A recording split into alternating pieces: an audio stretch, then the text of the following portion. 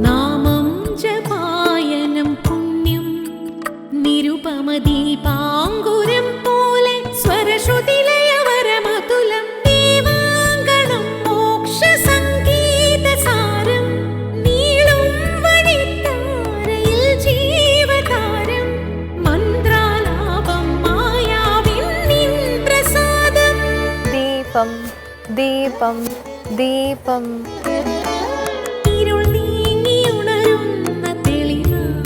ഏവർക്കും സന്ധ്യാദീപത്തിലേക്ക് സ്വാഗതം.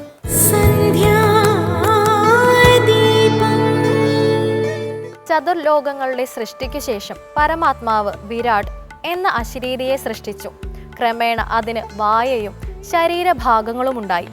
അതിൻ്റെ ഓരോ ശരീരഭാഗങ്ങളും ഓരോ കർമ്മങ്ങളായി മാറുകയും ലോകത്തിലെ ഓരോ ഭൂതങ്ങളായി പരിണമിക്കുകയും ചെയ്തു. ഉദാഹരണത്തിന് വിരാട് പുരുഷന്റെ മുഖം അഗ്നിയായും വാക്കായും രൂപാന്തരപ്പെട്ടു. ഇങ്ങനെയാണ് ജഗത്തിൽ ഭൂതങ്ങളും കർമ്മങ്ങളും ഉണ്ടായതെന്നാണ് ഐതരേയ ഋഷി വിശദമാക്കുന്നത്.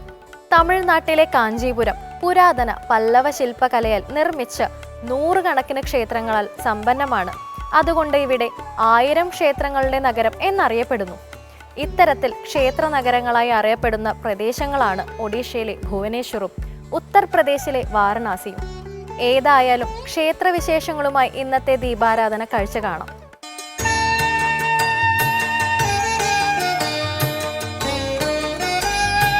അഞ്ചുമൂർത്തി ക്ഷേത്രത്തിന്റെ പ്രഭാതങ്ങളിലേക്ക് സൂര്യൻ ഒരു സങ്കീർത്തനം പോലെ പൊൻപ്രകാശം കൊണ്ട് അർച്ചന തുടങ്ങി. അഞ്ചുമൂർത്തി മംഗലം എന്ന ദേശത്തിന്റെ ആത്മതാളവും പരമചൈതന്യവുമായ ഈ ക്ഷേത്രത്തിലേക്കുള്ള പ്രദക്ഷിണയാത്ര ജീവിതത്തിലെ ഏറ്റവും ധന്യമായ നിമിഷങ്ങളിലൊന്നു തന്നെയാണ്.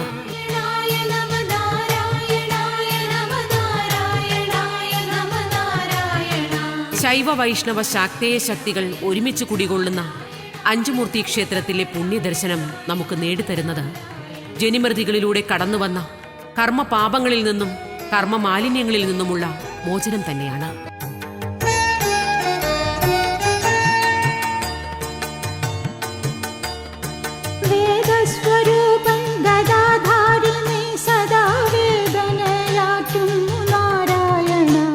അതിപുരാതനമായ ക്ഷേത്ര സമുച്ചയത്തിലേക്ക് കടക്കുമ്പോൾ തന്നെ മനസ്സ് നിറയെ ആത്മീയമായ ഏതോ ഗൃഹാതുരതകളുടെ പുണ്യോത്സവങ്ങളാകുന്നു. പ്രാണൻ പ്രപഞ്ചത്തിൽ നിന്ന് കടം കൊണ്ട ശരീരമെന്ന ആവരണത്തെയും സമയത്തെയും കാലത്തെയും മറന്ന് പൂർവജന്മ സ്മൃതികളിലൂടെ ഒരു മഹത്തായ തീർത്ഥയാത്ര പോലെ യുഗങ്ങൾക്കപ്പുറത്തേക്കുള്ള പ്രദക്ഷിണ പുണ്യം തന്നെയാവുന്നു അഞ്ചുമൂർത്തി ക്ഷേത്ര ദർശനം.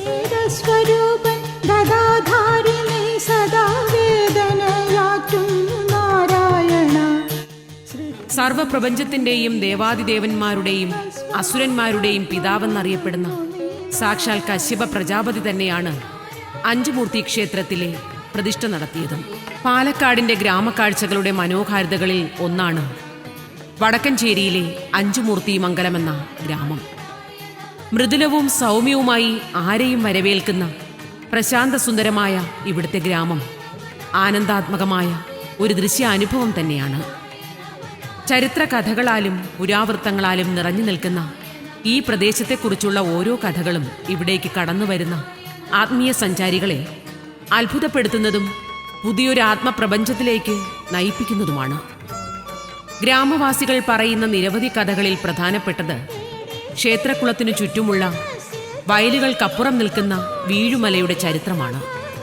ത്രേതായുഗ കാലത്ത് മൃതസഞ്ജീവിനെ തേടിപ്പോകുന്ന ഹനുമാൻ ഹിമാലയത്തിൽ നിന്ന് അടർത്തിയെടുത്ത മലയുമായി ആകാശമാർഗം സഞ്ചരിക്കുമ്പോൾ മൃതസഞ്ജീവിനി നിറഞ്ഞ മലയുടെ ഒരംശം ഈ പ്രദേശത്ത് വീഴുകയും അതാണ് വീഴുമലയെന്ന രീതിയിൽ ഇവിടെ അറിയപ്പെട്ടു തുടങ്ങിയതെന്നുമാണ് പറയപ്പെടുന്നത്. വീഴുമലയിൽ ഇപ്പോഴും മൃതസഞ്ജീവിനി ഉണ്ടെന്നാണ് പഴമക്കാർ പറയുന്നത്.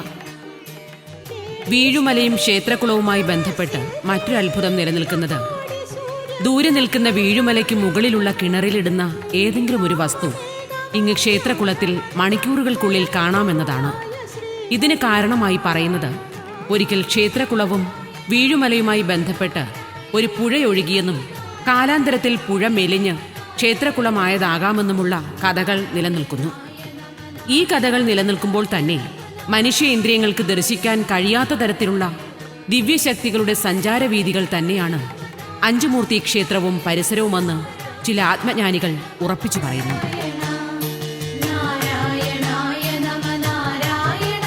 ഇപ്പോൾ കാണുന്ന ക്ഷേത്രത്തിന് 3500-ൽ പരം വർഷങ്ങൾ പഴക്കമുണ്ടെന്നാണ് ക്ഷേത്രചരിത്രം പറയുന്നത്. ശൈവ വൈഷ്ണവ ശാക്തേയ ശക്തികൾ ഒരുമിച്ച് കുടികൊള്ളുന്നതുകൊണ്ട് തന്നെ രാജവാഴ്ച കാലങ്ങളിൽ നിരവധി ആചാര അനുഷ്ഠാനങ്ങൾ നിലനിന്നിരുന്ന ക്ഷേത്രമായിരുന്നു ഇത്. ഓരോ രാജവാഴ്ചകളിലും അവരവരുടെ വിശ്വാസങ്ങൾക്കനുസരിച്ച് ശൈവ വൈഷ്ണവ ശാക്തേയ പൂജകളിൽ അനവധി മാറ്റങ്ങൾ നടന്നിട്ടുണ്ടാവാം എന്നും കരുതാം. ശൈവ വൈഷ്ണവ അധിനിവേശങ്ങൾ ഉണ്ടായിരുന്ന കാലഘട്ടത്തിലും ഇവിടെ ശൈവ വൈഷ്ണവ ശക്തികൾ ഒരുമിച്ച് കുടികൊണ്ടിരുന്നുവെന്ന് വേണം കരുതാൻ.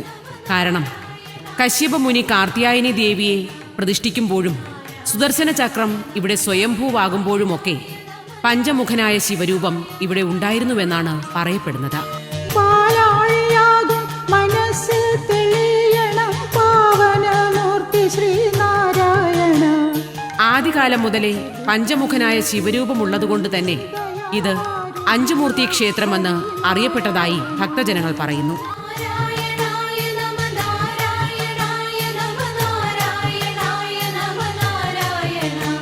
ടിപ്പു സുൽത്താന്റെ പടയോട്ട കാലത്തും ക്ഷേത്രത്തിന് ക്ഷതങ്ങൾ ഏൽക്കേണ്ടി വന്നിട്ടുണ്ട്. പക്ഷേ എത്ര ശ്രമിച്ചിട്ടും ടിപ്പുവിന് ശ്രീകോവിലിനുള്ളിൽ കടക്കാൻ കഴിഞ്ഞില്ല എന്നാണ് ചരിത്രം പറയുന്നത്. ദേഷ്യം തീർക്കുവാനായി ടിപ്പു ശ്രീകോവിലിനുള്ളിലെ ദ്വാരപാലകന്മാരെ വെട്ടി ക്ഷതമേൽപ്പിച്ചതിന്റെ പാടുകൾ ശില്പങ്ങളിൽ ഇപ്പോഴും അവശേഷിക്കുന്നുണ്ട്. ഏത് അധർമ്മത്തെയും തടയാൻ കഴിയുന്ന മഹാസുദർശനമാണ് ശ്രീകോവിലിനുള്ളിൽ ഇരിക്കുന്നതെന്ന് ക്ഷേത്രങ്ങൾ തകർക്കാൻ ഒരുമ്പിട്ടിറങ്ങിയ ടിപ്പുവിനറിയില്ല എന്നതായിരുന്നു സത്യം. അഞ്ചുമൂർത്തി ക്ഷേത്ര ചരിത്രം തുടങ്ങുന്നത് കശ്യപ മുനിയിൽ നിന്നാണ്. ദേവാദിദേവന്മാരുടെയും അസുരന്മാരുടെയും പിതാമഹനെന്നറിയപ്പെടുന്ന കശ്യപ പ്രജാപതി ഒരിക്കൽ അഞ്ചുമംഗലത്തിന് തൊട്ടടുത്തുള്ള പ്രദേശത്ത് വിഷ്ണു വിഗ്രഹം പ്രതിഷ്ഠിക്കാനൊരുങ്ങുമ്പോൾ അഞ്ചുമംഗലം ദേശത്തെ തീർത്ഥക്കുളത്തിനടുത്ത് നൃത്തസ്വരൂപത്തിലുള്ള ദേവിയുടെ കാർത്യായനി രൂപം മുനി തന്റെ ജ്ഞാനദൃഷ്ടിയാൽ കാണുകയും ഉടൻ തന്നെ വിഷ്ണു വിഗ്രഹ പ്രതിഷ്ഠ പൂർത്തീകരിക്കാതെ അഞ്ചുമംഗലം ദേശത്തേക്ക് വന്ന കശ്യപ മുനി നൃത്തസ്വരൂപത്തിൽ നിൽക്കുന്ന കാർത്യായനി ദേവിയെ കാണുകയും കാർത്യായനി ദർശനം കിട്ടിയ കശ്യപൻ നൃത്തസ്വരൂപത്തിലുള്ള ദേവീ വിഗ്രഹത്തെ അവിടെ പ്രതിഷ്ഠിക്കുകയും ചെയ്തു. വിഷ്ണു വിഗ്രഹ പ്രതിഷ്ഠ പൂർത്തീകരിക്കാതെ കാർത്യായനി ദേവിക്ക് അരികിൽ വന്ന കശ്യപനെ തിരക്കി വിഷ്ണുവിന്റെ സുദർശന ചക്രം വന്നുവെന്നും ഒടുവിൽ സുദർശന ചക്രം ഇവിടെ തന്നെ സ്വയംഭൂവായി എന്നാണ് ചരിത്രം പറയുന്നത്. ഭാരതത്തിൽ തന്നെ സ്വയംഭൂവായ സുദർശന ചക്ര പ്രതിഷ്ഠയുള്ള ഏക ക്ഷേത്രം അഞ്ചുമൂർത്തി ക്ഷേത്രം തന്നെയാണെന്ന് വിശ്വസിച്ചു പോരുന്നു. അതുകൊണ്ട് തന്നെ ഭാരതത്തിലെ പല സുദർശന ചക്ര പ്രതിഷ്ഠയുള്ള ക്ഷേത്രങ്ങളുടെയും മൂലസ്ഥാനം അഞ്ചുമൂർത്തി ക്ഷേത്രമാണെന്നാണ് കരുതുന്നത്.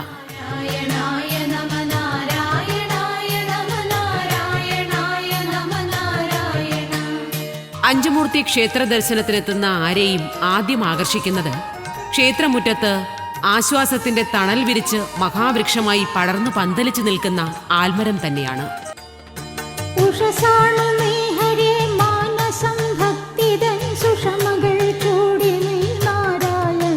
ബലിക്കൽ പുര കടന്ന് നാലമ്പലത്തിനുള്ളിലേക്ക് കടക്കുമ്പോൾ നമസ്കാര മണ്ഡപത്തിനു മുന്നിൽ ആദ്യം കാണുന്ന ശ്രീകോവിൽ സുദർശന ചക്ര പ്രതിഷ്ഠയിരിക്കുന്ന ഭഗവത് സന്നിധിയാണ്. ജീവിതത്തിലെ സർവ്വ പ്രതിസന്ധികളിൽ നിന്നും മോചിതനാകുവാനും കർമ്മ വഴികളിൽ നിറയെ ധർമ്മത്തെ പുനഃസ്ഥാപിക്കുവാനുമായി സുദർശന ചക്ര ദർശന പുണ്യം കിട്ടുന്ന ഭക്തന് തൊട്ടടുത്ത് നിൽക്കുന്ന പഞ്ചമുഖനായ ശിവദർശനത്തിനായുള്ള ശ്രീകോവിലിന് മുന്നിലേക്ക് പോകാം. പഞ്ചമുഖനായ ശിവനെ തൊഴുത് പഞ്ചഭൂതാത്മകമായ ശരീരത്തിനെയും ഭഗവത് ചൈതന്യം നിറഞ്ഞ ആത്മാവിനെയും ശുദ്ധീകരിച്ച് ശ്രീകോവിൽ വലം വച്ച് ഭഗവാന് സമീപത്തായി പ്രതിഷ്ഠിച്ചിരിക്കുന്ന ആഞ്ജനേയ ഭഗവാനെ തൊഴാം.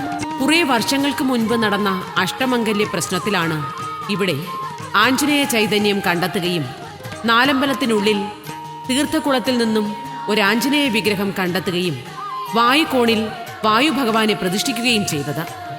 ഈ ആഞ്ജനേയ ചൈതന്യം കണ്ടെത്തിയതോടെ പ്രദേശത്തെ വീഴുമലയുടെ കഥയ്ക്ക് വിശ്വാസം കൂടി.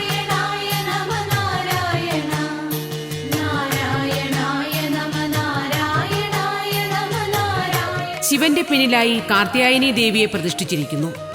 ദാരുബിംബ പ്രതിഷ്ഠ രൂപത്തിൽ നിൽക്കുന്ന ദേവീ പ്രതിഷ്ഠ അപൂർവങ്ങളിൽ അപൂർവവുമാണ്. കയ്യിൽ കണ്ണാടി വച്ച് നെറ്റിയിൽ പൊട്ടുതൊടാനായി നിൽക്കുന്ന ദേവീരൂപം ഭാരതത്തിൽ തന്നെ മറ്റെങ്ങുമില്ല എന്ന് വേണം കരുതാൻ. ദേവീരൂപത്തിനടിയിലായി ദേവിയുടെ ശിലാപ്രതിഷ്ഠയും കാണാം. കാർത്യായനി ദേവിയെ തൊഴുതു കഴിഞ്ഞാൽ മഹാവിഷ്ണുവിനെ പ്രതിഷ്ഠിച്ച മറ്റൊരു പ്രധാന ശ്രീകോവിൽ കൂടി നിലനിൽക്കുന്നു.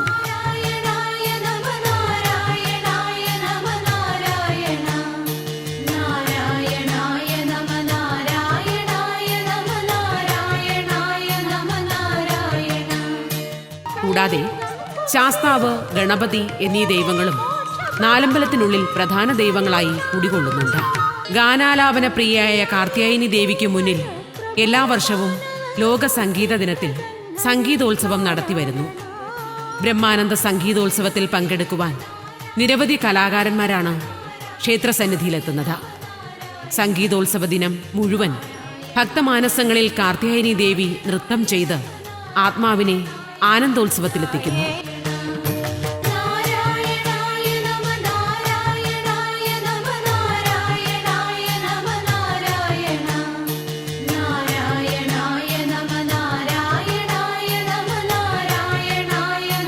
ക്ഷേത്രമുറ്റത്ത് നിൽക്കുന്ന വലിയ ആൽമരങ്ങൾക്കപ്പുറം സൂര്യാസ്തമയം തുടങ്ങി. അസ്തമയ സൂര്യൻ ശ്രീകോവിലിന് മുകളിൽ നിന്ന് ഭഗവാനെ വണങ്ങി യാത്ര ചോദിച്ചു നിൽക്കുമ്പോൾ നാലമ്പലത്തിനുള്ളിൽ പൂജാവിളക്കുകൾ തെളിഞ്ഞു. വൈകുണ്ഠവാസ ഭജിക്കുന്ന ഭക്തരിൽ വൈകാതനുഗ്രഹം നാരായണ. അഷ്ടൈശ്വര്യങ്ങൾക്കു കേദാരമേ മഹാലക്ഷ്മീപതേ ഹരിനാരായണ.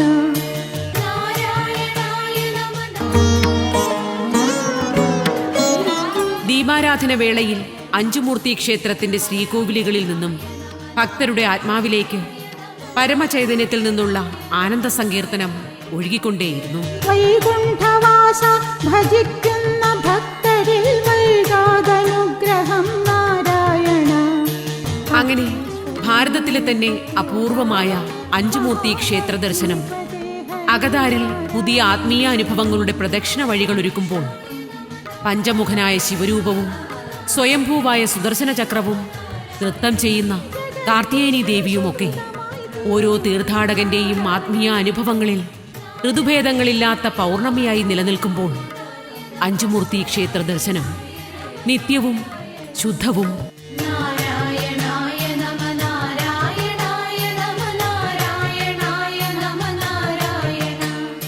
പ്രപഞ്ചത്തിലെ ഓരോ ജീവിഗണത്തിനും മുൻകൂട്ടി വിധിക്കപ്പെട്ട ഒരു ലക്ഷ്യമുണ്ട് എന്നാണ് പറയുക.